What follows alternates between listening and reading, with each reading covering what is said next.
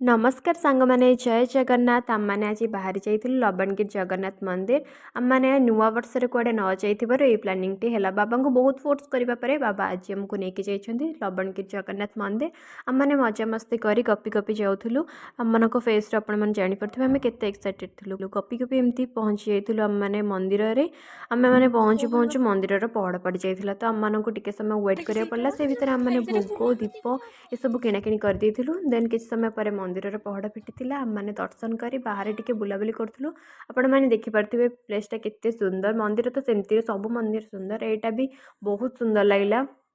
आपण मैंने देखिपे केते सुंदर जगह यहाँ आठी गोटे छोट गार्डन भी करें सब भेराइटीज ऑफ फ्लावर भी लगे रंग बेरंगर देखिपे केते सुंदर लगुच मंदिर पाखे एमती रही ही बहुत सुकून लगे तो सेठी बुलाबुली कलु फूल भी आपण मानक देखा देखु